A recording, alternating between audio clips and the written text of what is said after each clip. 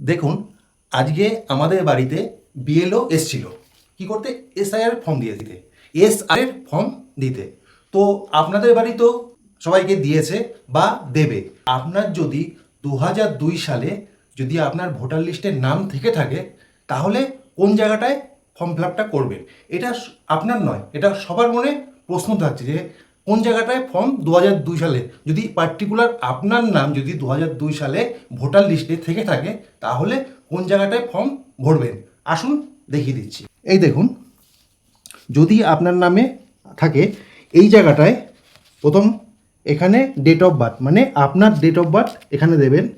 দেওয়ার পরে আধার নাম্বার এখানে আসবে, আপনার আধার নাম্বার। এখানে বর্তমান যে মোবাইল নাম্বারটা রয়েছে এখানে আপনার মোবাইল নাম্বারটা দেবেন।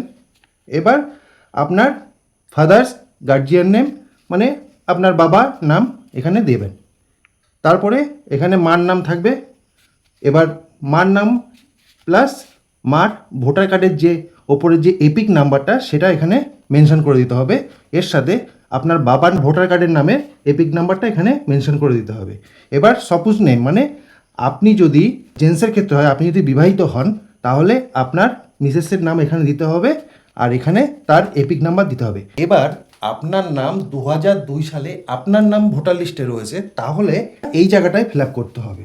কী করতে হবে? ইলেকট্রাল নেম, মানে এখানে কি বলছে, লাস্ট এসআইআর যখন হয়েছিল তো তখন আপনার নাম, মানে এখানে আপনার নাম হবে, এখানে এপিক নাম্বারটা হবে, এখানে রিলেটিভ নেম মানে আপনার বাবার নামটা হবে, রিলেশনশিপ এখানে ফাদার্স লিখতে হবে, এবার ডিস্ট্রিক্ট লিখতে হবে, স্টেট নেম লিখতে হবে, আর এসি নাম্বার যদি আপনাদের কাছে থেকে থাকে তাহলে লিখবেন, আর না হলে যে বিএলও আসবে বিএলও আপনাদের কাছে ফর্ম ফিল আপ করে নিতে হবে।